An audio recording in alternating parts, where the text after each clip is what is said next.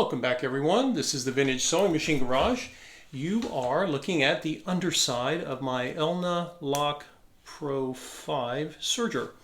And in the last video I went ahead and figured out, I took the chance and removed the bottom panel because it was made of plastic and I assumed it was more of a cover, a necessary cover but not structural. Here you can actually see the underside chassis, the serger. It looks basically like a rectangular box, not unlike a sewing machine per se, but a lot of metal, obviously.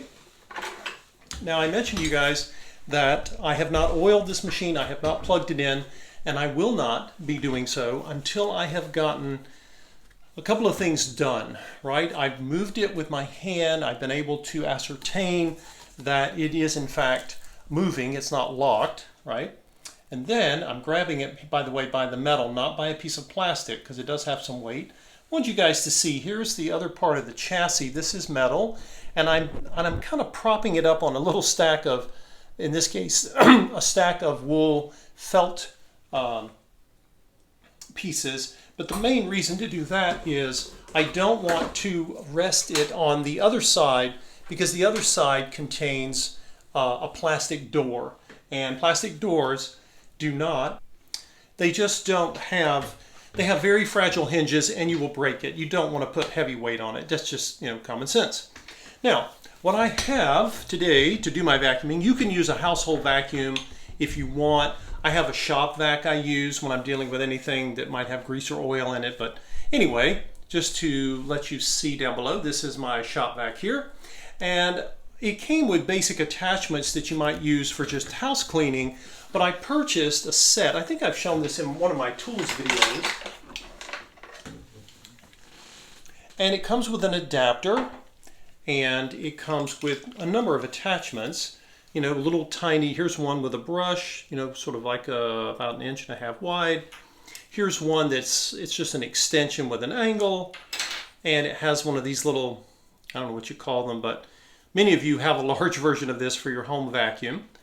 Getting in small spaces with an angle, and then here's another one with a little brush. So I plan on using this for the most part to address the dust that I need to remove. I want to get the dust out again before I do any oiling, because once you put oil into a machine, if you've got dust in there, you're going to have a goopy mess. Not saying your machine won't run, but I don't know if I would want to have to clean that. Okay, it's not going to be good for you or the machine. Neither one of you will be happy. So let me, I'm going to set up my little vacuum here, and I will turn the volume down to spare you the sound of it. And I'm just going to show you an example of how I'm doing it. Put my flashlight on here, and then when I take this out, I'll show you guys. We'll talk about, what do I do from here after I get all of the dust that I can see. Most of it's lint, it could be thread remnants in there too, but I want to get that out of there.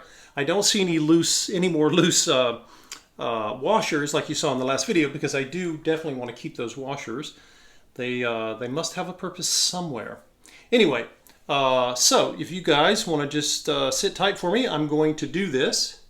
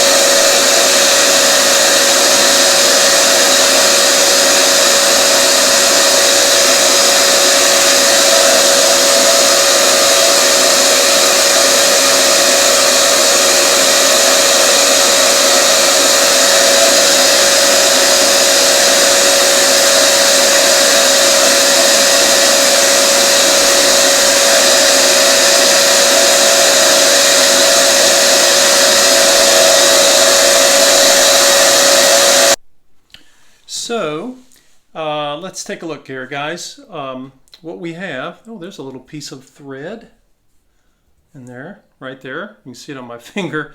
Now the vacuum got some things, but remember there's oil in here, residue, which is also holding some of the dust still. I'm actually not finding too much dust stuck to my wicks, which is surprising because when the wicks are loaded down with oil, they are a magnet for dust, but that's nice. But no surprise, once I've gotten the bulk of the dust that I can get up with the vacuum, then I am going to take my cotton swabs, which I think you guys see me hold more cotton swabs than anything else, and I'm going to come in here and I'm going to be looking for places that I can grab hold of dust or anything that's gotten stuck, right? And again, this whole assembly is new to me. I've never gone into a Serger before, so it's going to take me longer. If you're working on a project like this, don't expect to be in a hurry, because even some of the things I show on video, I try to be slow down as much as possible to give you guys an angle. And of course, one of the things you want to note is what needs to be removed. Like this surface here, if there's any lint that's stuck to it with oil, it's not really interfering with the operation of the machine. That's purely aesthetic, and you can't even call it aesthetic because it's on the inside of the machine. That's not a problem.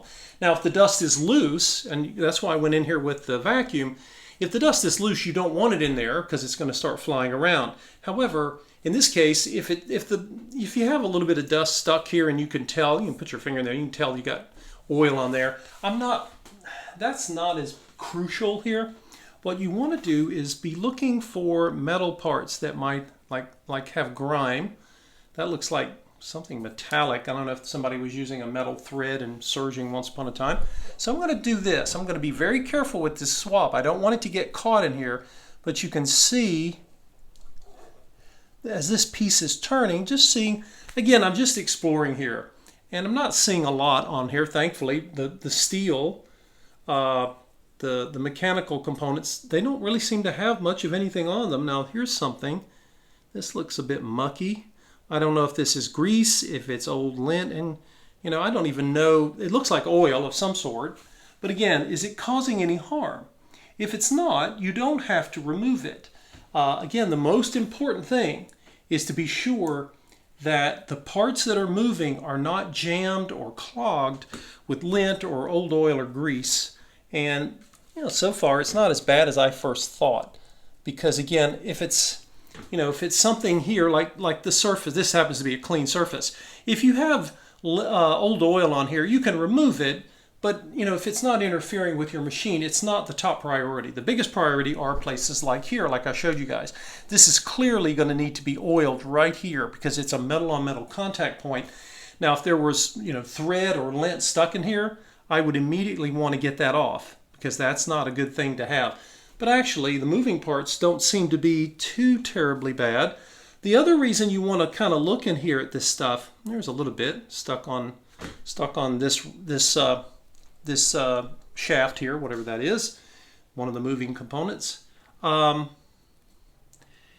I've talked in other videos with sewing machines. Uh-oh, there's a piece of glitter. Looks like glitter that may have come off of, people often use sergers for all kinds of projects, sewing costumes, and they sew a lot of decorative use a lot of decorative threads. It looked like I thought I saw a piece of glitter in here somewhere, and there it is. Haha, come here, you. Well, I saw something glittery. I don't want that in there either, because something like glitter could cause problems. Again, if it gets into the tight spaces between the moving parts.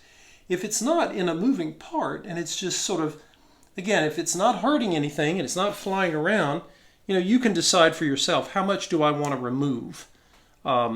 Because, it's not as if you are, it's not really a crucial part of the machine as long as it's not creating issues. Now I'm seeing, here we go.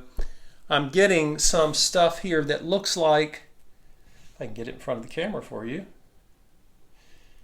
there's some stuff on the other side of this shaft, but remember, we're underneath, so gravity is pulling things down. I wouldn't be surprised if there's, there's more goop on that side. And I can see a little bit of glitter from, well, I think this was from metallic threads, I do. Again, it doesn't seem to be stopping the machine, but you really want to kind of do this. Give your machine a look. You never know. These parts are very close together, and you don't want anything getting stuck in there, because if you do, it can make your life difficult, because it's going to make the machine's life difficult. So that's why we do this. Remember, let's say you were the one got this, and you got this machine instead of me. You're getting it for the first time. You don't know what kind of life it's had. Even if it was from a reputable person. And every time I turn this in the light, I feel like I can see glitter. I don't know if it's showing up for you guys at all, but it's shining in the light for me. Anyway, again, this is probably pretty normal. And here's a little line. You can see where this bar was stopping as it goes up, because it was catching stuff. I see this on needle bars for sewing machines quite often. So again, I will hopefully learn at the end of this exercise, what was useful, what was, necessary or not. But anytime I'm doing, there we go. There's a piece of some kind of glitter. When you're doing something for the first time, it's all right if you take longer, right? Because you're wanting to be careful, because you're not as familiar, and you don't want to create issues for yourself that the machine didn't have. So don't feel bad if it takes you longer. I don't feel bad. This is going to take me, I don't know how long this is going to take me with this little project. It's probably going to take me 5 times as long as any of the sewing machines I typically overhaul, because I've worked on many of those machines many times. And you guys know, the more repetition you have, the more apt you are to pick up speed to a degree. I mean, there are certain things you just can't rush, no matter how much experience you have. But you will notice if let's say you decide you want to learn sewing machine repair or restoration, and you get into it, you will discover over time that your speed will increase somewhat. Okay, that's a caveat. I don't mean that you're going to be racing around, because certain things just take time, And as I mentioned in when I post machines and I list them for people, I always tell them that, just with a few exceptions, my machines aren't rare, but it's all the labor and time that's been invested to overhaul them. That's why they are priced the way they are. And I find that helpful for people when they're trying to decide, well, why does this machine cost this much? It's mostly about time and labor, because everyone's time is valuable, and we all have the same amount of it. 24 hours in a day. Here's some more goop. I'm coming up. Again, most of what I'm pulling, no surprise, is coming up from the other side of these shafts and pieces, because that's where gravity is letting them fall. So again, that's essentially it, guys, in terms of just getting the dust out. I'll be doing a separate video on I'm going to pull this back up for a moment. I'll be doing a separate video on, okay, my door has not been destroyed, thankfully. I'll be doing a separate video on the oiling. Let's come up top here and see what we can see as far as what I might need to vacuum. Let's give you guys a little bit better view, the view I will be using as I come in here. So let's do one more little vacuuming session. I think I've got a little bit more dust to pick up here, and that's not surprising, because this is where gravity, normally lets the dust fly, or lets the dust lay. Whatever the term, I don't even know what the term is. And I think I will use, once again, my little attachment here with the brush. If anything, like a screw tries to get through there, that might save it. If anything's loose, I don't think anything is. And then it also prevents me from going in too far. And the brush is a little more gentle, right? So let's take a look at that. And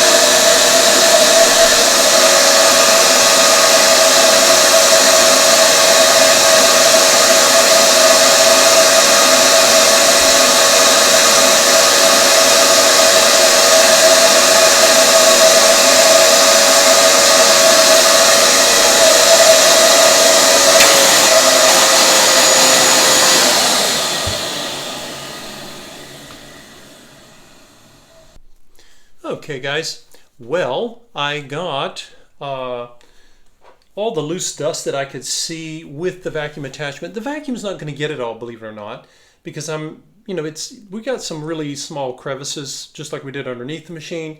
And so the goal here was to get all the loose stuff out of the way. And of course then I'm going to be going back just like I did underneath. I'll take my cotton swab and see again if there's anything that should come off of here. Being extra careful not to harm these wicks, because these wicks are very important to keeping your machine lubricated. And one of the things that I mentioned when we were underneath the machine or had the machine upside down is that a lot of the stuff that you're going to find is going to be on the top here, because you're going to have essentially gravity pushing a lot of this stuff into a certain area. And I want you guys to see if I can highlight this for you. It's kind of tricky to put on the camera. I'll try. Now, if you notice, if I can get out of the light I'm trying to shine on it, you guys see these parts here? I'm going to turn and let me see. You can see them moving. Let's zoom. Kind of a dark, odd place to photograph, but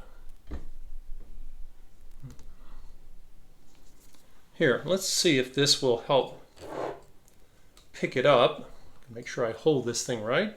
Here we go. Haha. I think we got it. There we go. Now, down in here, guys, don't know how much it's going to show up. Let me try doing it this way. Here we go. You guys see that down in there? Okay, there's a lot of oil and dust that's stuck to the top there. Now, some of it is just aesthetics, but some of it may in fact be, like right, how many hands do I have here? If you guys look, when you see where parts move against each other, like, let's see if this will work. This is very ergonomically challenged. Here we go. So when I'm moving parts against each other, any place where there's old oil or dust, I want to remove that, and I'll probably just do it with my cotton swabs. Now, down in here, in the very bottom, now you guys can probably see, I think. You see down in there? Those parts all are moving parts. So I'm going to go and I'll take my cotton swab with alcohol and just try to remove anything that's sitting there that might be interfering with, again, metal on metal contact, okay? The idea is not so much to make it look pretty as to make sure that it's going to be functioning. Now, sewing machines are not that delicate, right? They're machines, and the people who designed these machines, they knew that there were going to be in environments where they were going to have lint flying around and dust. So I don't want to suggest to you that, oh my God, there's one piece of lint on there and it's going to ruin my machine. That's not true. But who knows if this machine was ever cleaned properly down in here. It might have been. I don't know if someone took it in for servicing. Maybe. It's really hard to tell. But again, I'm getting some old, it's mostly old oil down there. But the point is that you want to remove dust and old oil, particularly in places. This is easier to show you.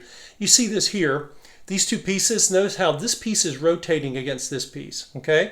You definitely do not want old oil or lint, dust in here. You want to get that off as best you can, okay? So that when you come back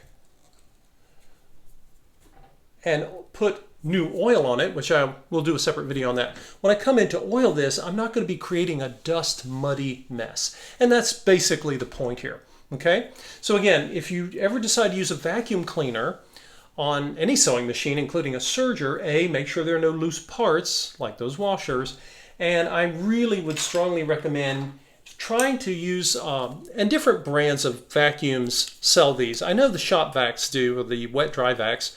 I don't know about the fancier home vacuums that's used for carpeting and things. But they all should come with an adapter. Where are you, adapter? And it depends on the size of your vacuum cleaner, right? So here's the normal vacuum hose. This is the adapter, and it reduces the size.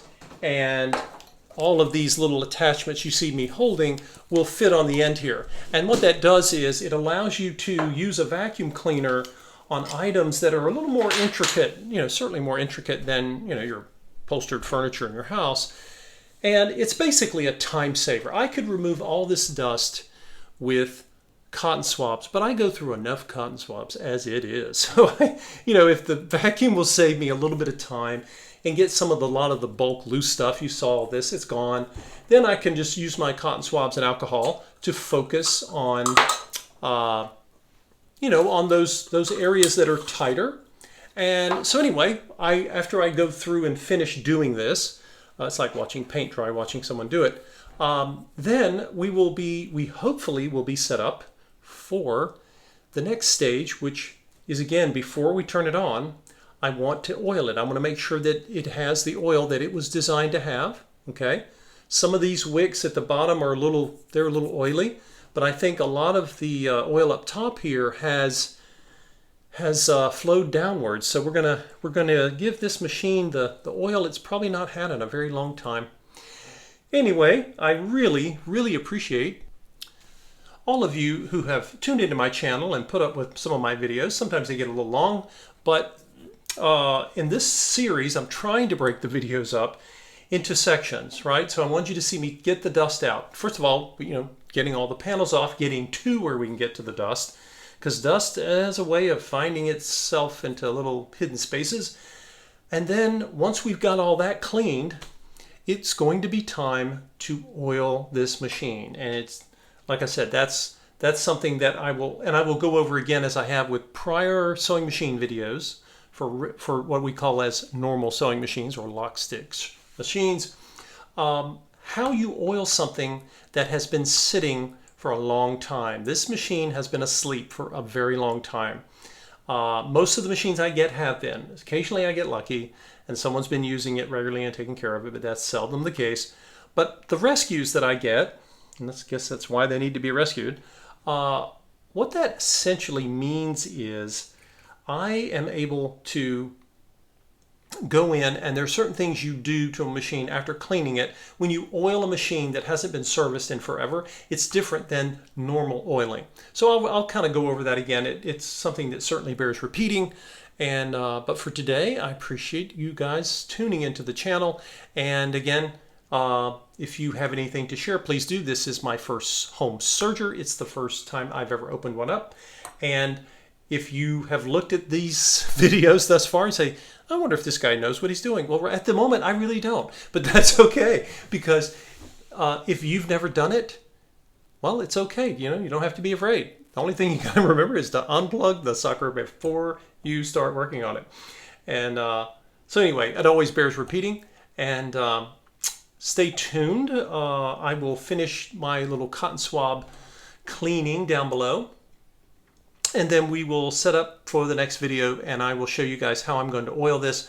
And again, the approach is going to be not unlike the way I oil my other vintage machines when they've been sitting, hibernating for a long time.